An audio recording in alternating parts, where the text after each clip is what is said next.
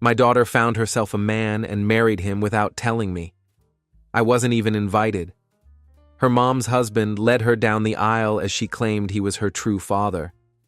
Now that they're gone, she suddenly remembered I exist and wants my help and support. Be me, 42-year-old Tyler, divorced dad with one daughter. 18-year-old Ashley just reached out after pretending I was dead for over a decade. Context is important here, so bear with me. Back when Ashley was 6, her mom, Diana, and I split. Standard stuff at first. Grew apart, fought constantly. Decided to call it quits. What wasn't standard was what came next. The moment we filed for divorce, Diana went full nuclear option. I'm talking scorched earth, take no prisoners level of crazy. Would make even the most bitter divorce attorneys uncomfortable. She immediately filed for full custody. Supervised visitation only. Her reasoning was that I had anger management issues. Said I was emotionally unstable around children. News to me, considering I'd been coaching Ashley's soccer team for 2 years. Never so much as raised my voice at practice. But apparently, according to Diana's sworn testimony, I'd been secretly losing my temper and scaring our daughter for months. The family court system in this country is basically designed to believe whatever the mom says first. So guess who got believed? Not the guy who had to start paying for anger management classes he didn't need, just to prove he wasn't the monster his ex-wife was painting him as. I spent $9,000 on a lawyer, who basically told me to smile, nod, and hope the judge would eventually see through the BS.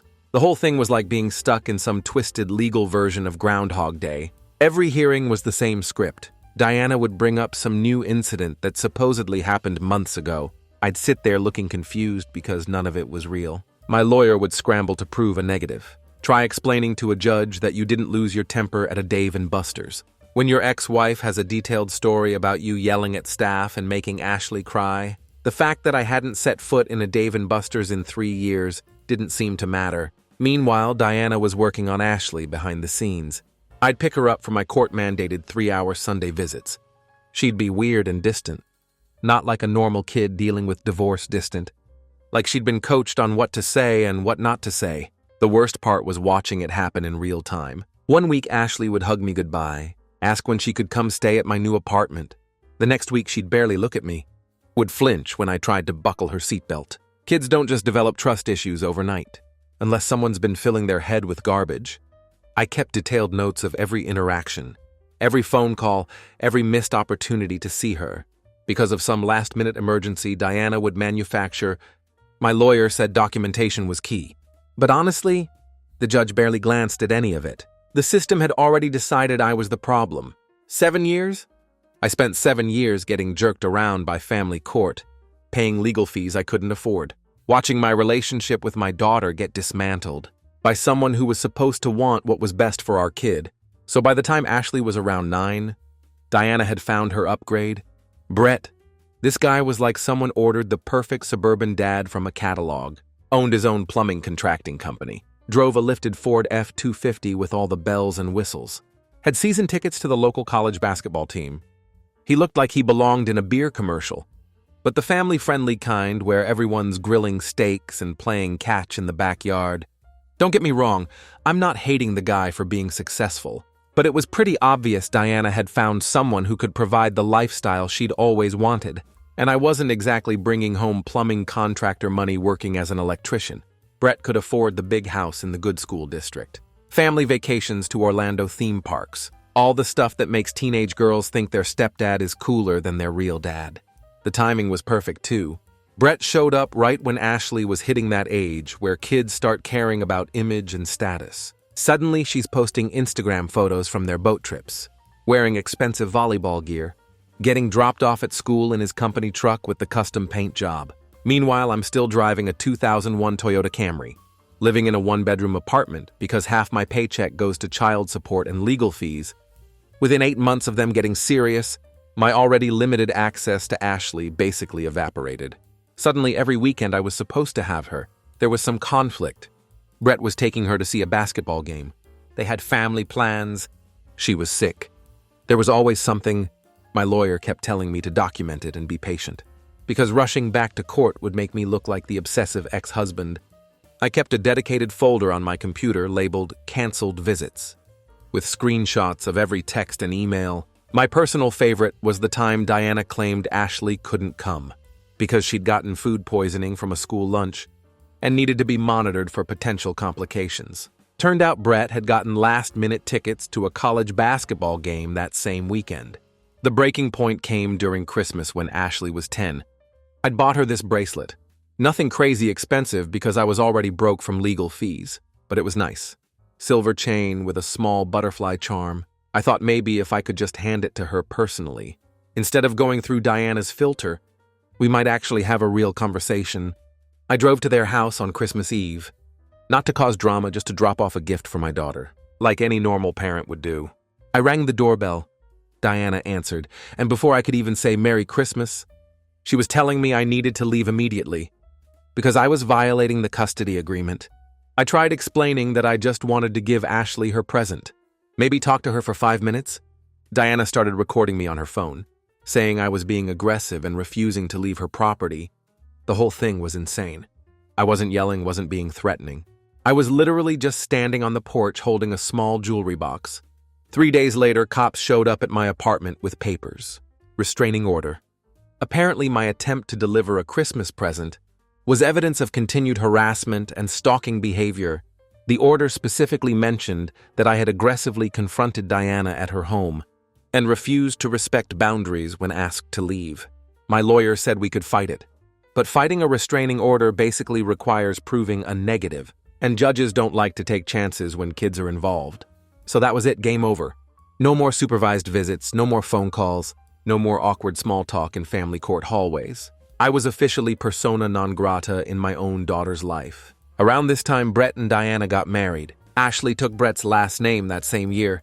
I found out when I saw some local charity fundraiser posts shared on social media, where she was tagged as Ashley with Brett's last name.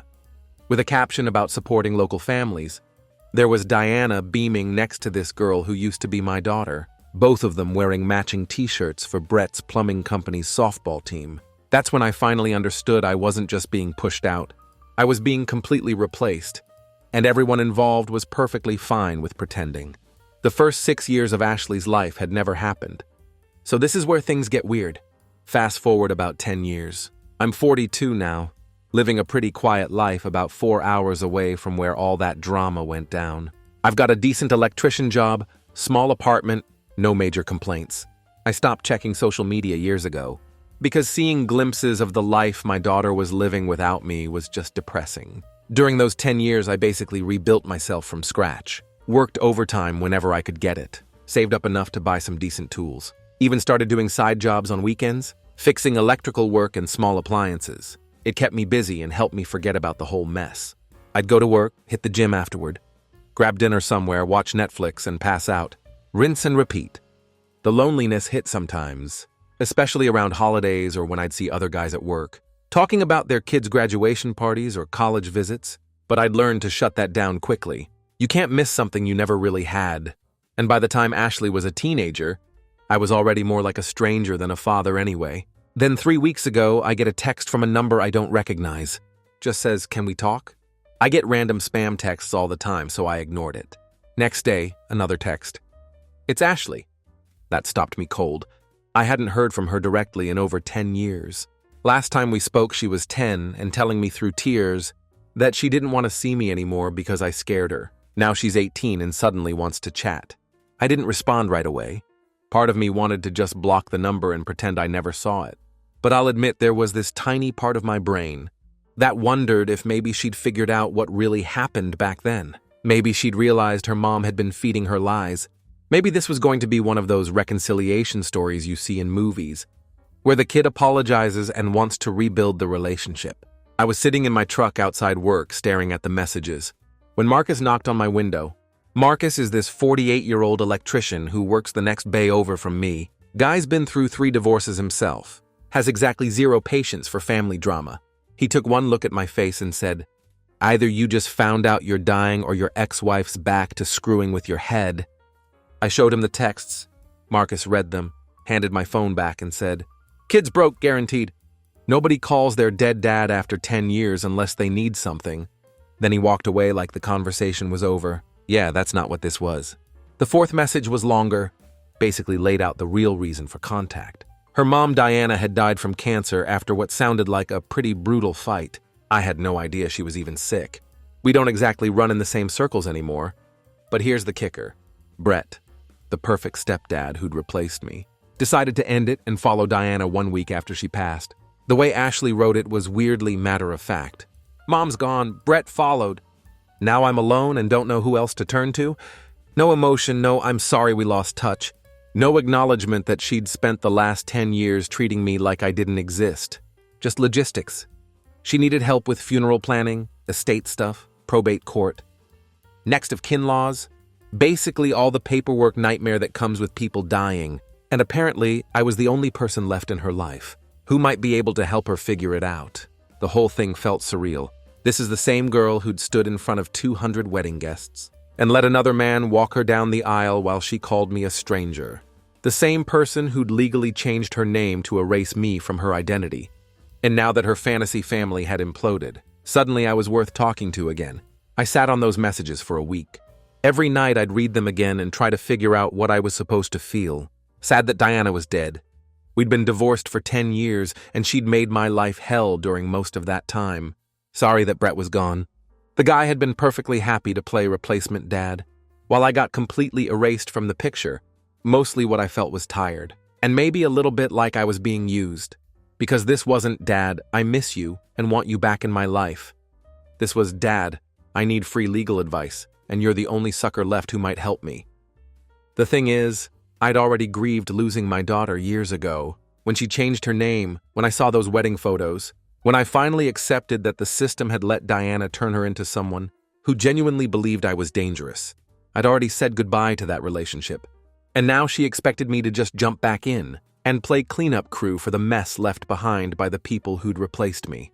After 10 years of radio silence, so I decided not to respond to her messages. Figured that would be the end of it. She'd get the hint and find someone else to deal with her problems. Apparently my brother had other ideas. 4 days after I ignored the last message, my doorbell rings. I open it expecting Amazon delivery or maybe Jehovah's Witnesses. But it's my brother Derek holding a box of grocery store donuts, wearing that expression guys get when they're about to stage an intervention.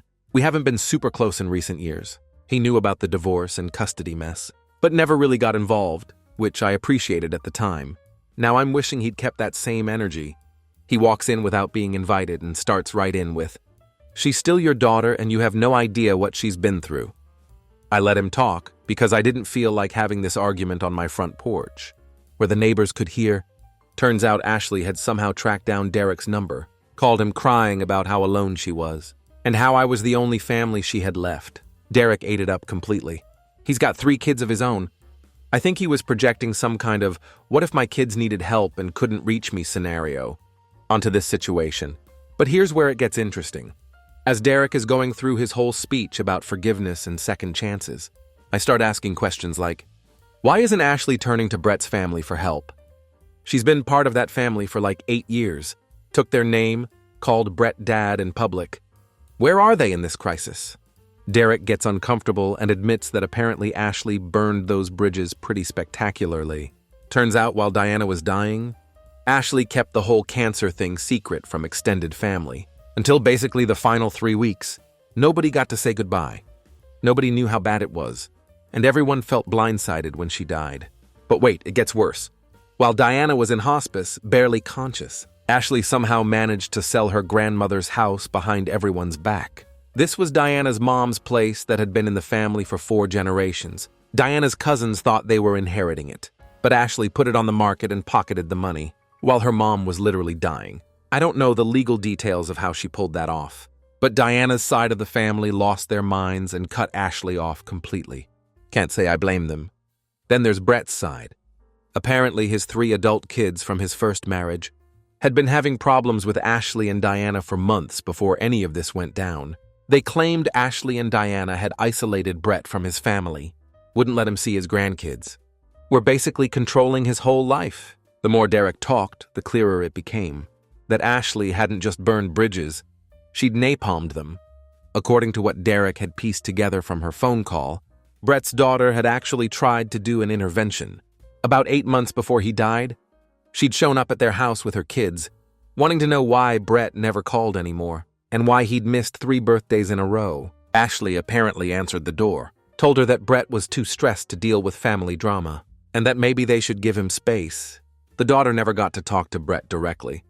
And when she tried calling later, Ashley would always answer and say he was sleeping or busy or not feeling well. After Brett died, his oldest son started making noise about suing, because he thinks Ashley manipulated his dad into changing beneficiaries on insurance policies, while he was grieving and emotionally unstable.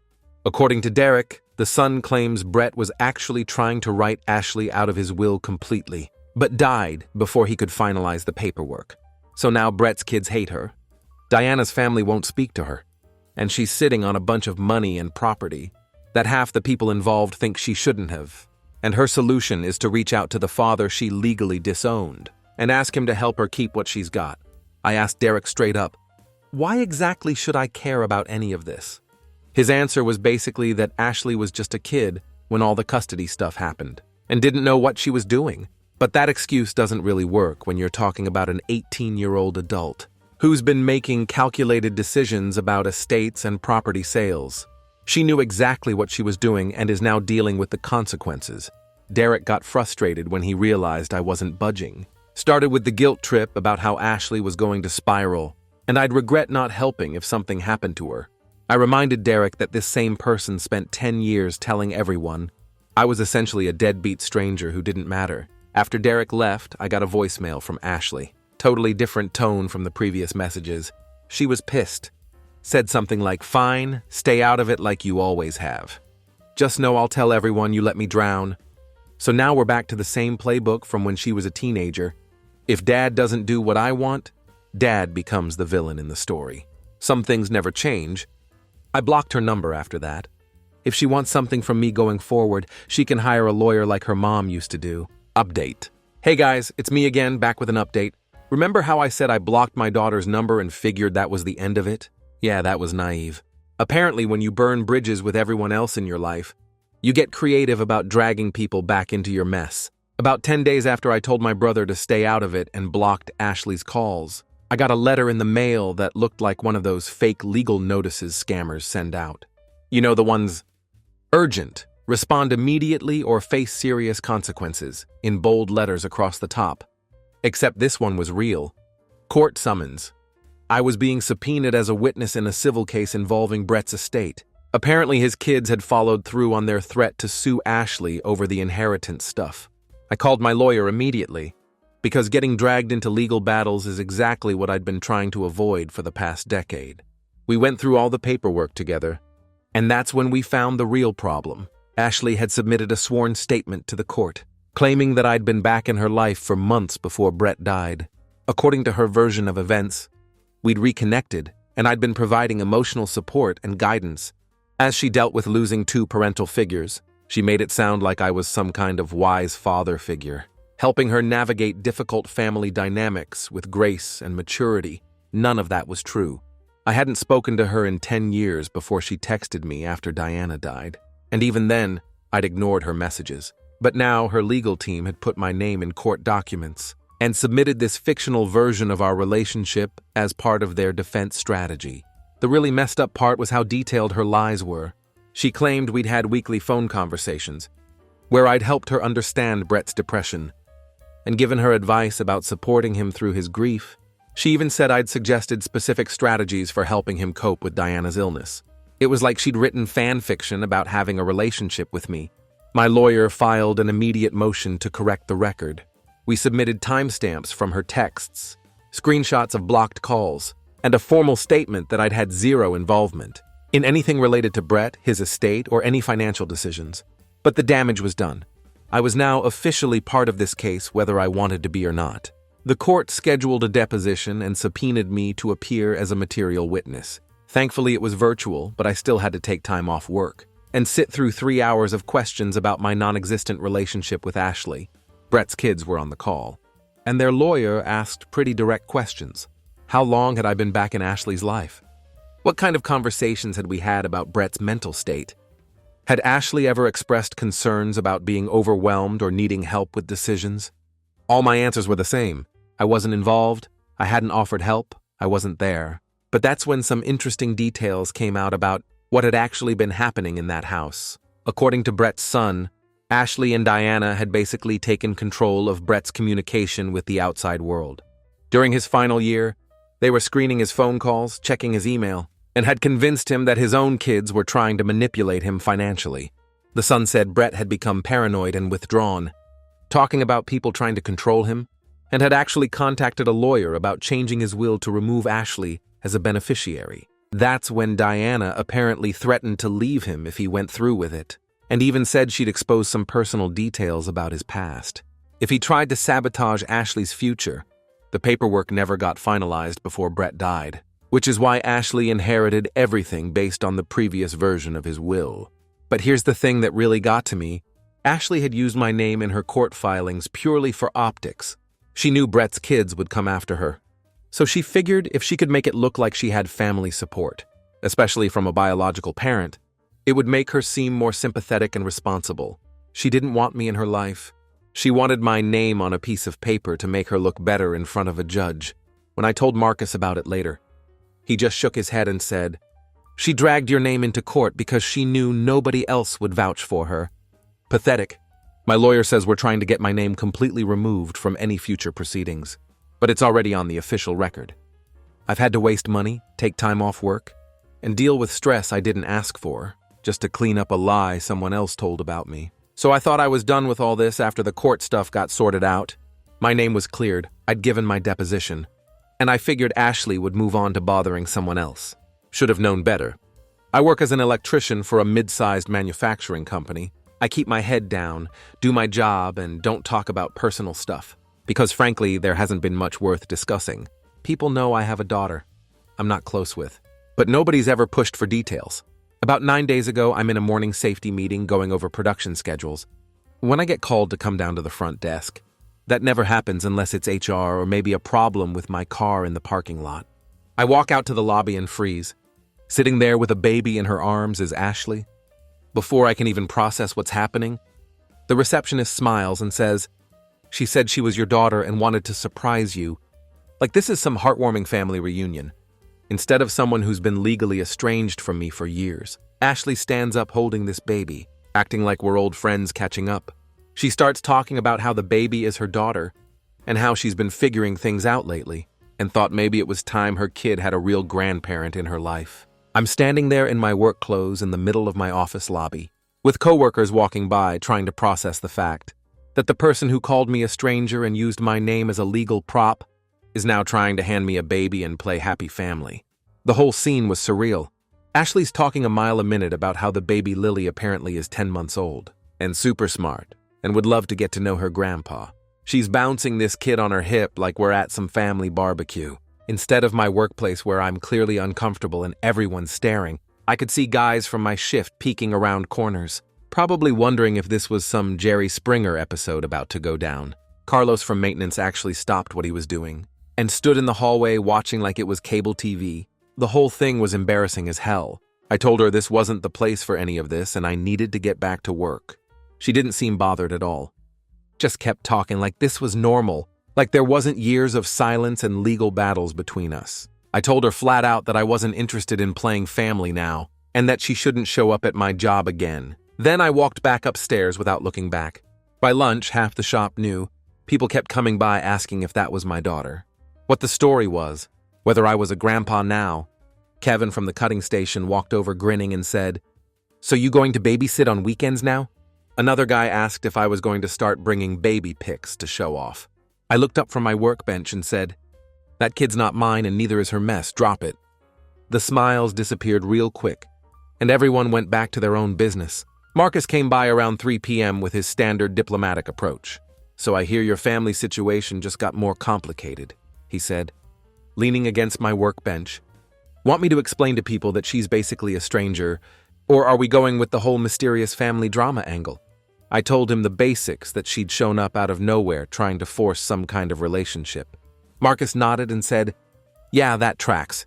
Nothing says I want you in my life like ambushing someone at work with a baby." He grabbed his gear and added, "Next time tell security to escort her out. This isn't Jerry Springer." Then around 4 p.m., the receptionist hands me something Ashley had left behind. It was a small photo album with pictures of me and her from when she was little. Me pushing her on swings, her at a school recital, Christmas mornings, that kind of thing. There was a note at the front that just said, "In case you forgot." I didn't take it home, left it locked in my desk drawer. Next morning, I had to meet with HR. They were polite but clear. The situation had caused disruption in the workplace. There had been complaints about unprofessional behavior in the lobby, and multiple employees had been distracted asking questions about family drama. I explained the situation. They asked if I felt safe, which honestly made me realize how this whole thing must have looked. To people who don't know the backstory, so they flagged her name with security and told the front desk not to let her in the building anymore. But the damage was done. There are whispers now. My supervisor hasn't said anything directly, but I can tell the dynamic is different. People think I'm hiding some messy family situation, and they're not wrong. They just don't understand what kind of mess it actually is. This isn't some simple father-daughter rift that needs healing. This is someone who spent years convincing everyone I was dangerous, then pretended I didn't exist, then tried to use my name for legal cover, and now wants to waltz back into my life. The baby thing was calculated. She figured showing up with a grandchild might force me to soften up. Because what kind of monster turns away his own grandchild, right? But that baby isn't my grandchild. I'm not her grandfather. I'm just some guy who used to be married to her grandmother. Before her mother systematically erased me from their family, I haven't touched that photo album. I'm not interested in nostalgia trips. That version of Ashley in those pictures is gone, replaced by someone who made very deliberate choices about who she wanted in her life. And it wasn't me. She wants to pretend we have some kind of relationship. But we don't, and showing up at my job with a baby isn't going to change that. I've updated my security information at work and made it clear that any future contact should go through a lawyer. I'm done being someone's backup plan. Update. Hey guys, it's been a while. Over a year since Ashley showed up at my job with her baby, trying to force some kind of family reunion. Everything went quiet for months. Thought I was done. But then 3 weeks ago, something showed up in my mailbox. Thick envelope from a law office I didn't recognize. Inside were scanned documents, written statements, and a USB drive. Attached was a cover letter from a private investigator, working for Brett's son, the one who's been fighting over the estate this whole time. Turns out they'd been going through a storage unit that Diana had rented under her name.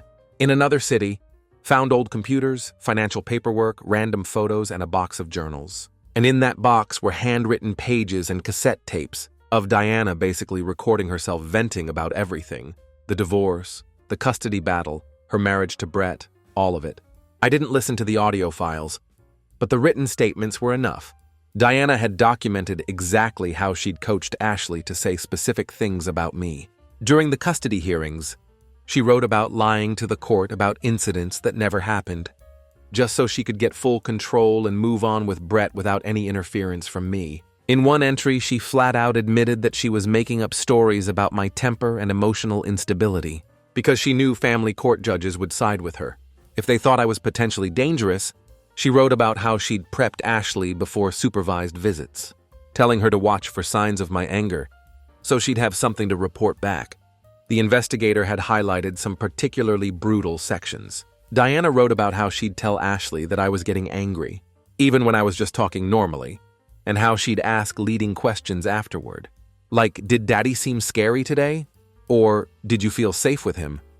She documented which responses worked best in court, and which stories the judge seemed to believe most readily. There was even a section where Diana complained about how hard it was to keep Ashley confused about what was real. She wrote about how Ashley would sometimes come home from visits happy and wanting to call me, and Diana would have to remind her about the bad things I'd supposedly done to keep her properly afraid. But it gets worse. She also wrote about Brett and how he wasn't initially on board with completely cutting me out of Ashley's life. Apparently, he thought it was too extreme, and that kids needed their biological fathers. So Diana started working on him, slowly turning him against his own family and isolating him from his kids so that Ashley could eventually inherit everything he had. This lined up with what Brett's son had claimed during the lawsuit, that Brett had been planning to change his will, but never got the chance because Diana used guilt, financial pressure, and threats. To keep him in line, the investigator wanted to know if I'd testify in the appeal process for Brett's estate. I told him no. I'd already said everything I needed to say in my previous deposition. He asked if he could use that testimony again, and I said yes, but I wasn't getting more involved than that. 6 days ago, I got an email from Ashley. First direct contact in over a year. She said she'd been shown copies of her mother's journals and recordings, said she didn't know what was real and what wasn't, whether her memories had been manipulated, or who anyone really was anymore. She asked if I'd meet with her to help her understand the truth. Not to fix our relationship, not to rebuild anything, just to give her answers. I was sitting at my kitchen table reading this email.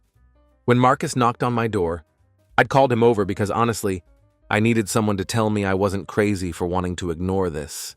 Marcus read the email, handed my phone back, and said, "Let me get this straight. She spent 10 years treating you like a dangerous stranger, showed up at your job with a baby trying to guilt trip you, lied about you in court, and now that Mommy's diary proves what you knew all along, she wants you to play therapist." I nodded. Marcus shook his head and said, "Yeah, that's going to be a no from me, Chief. You know what she's really asking for? She wants you to forgive her without her having to actually apologize. She wants you to explain away 10 years of her choices, because now she's uncomfortable with who she is." He grabbed a drink from my fridge and added, "Some people don't get closure. Welcome to the club." I didn't respond to her email. I'm not going to. Here's what I know. I spent years trying to be part of her life. I took every legal route available.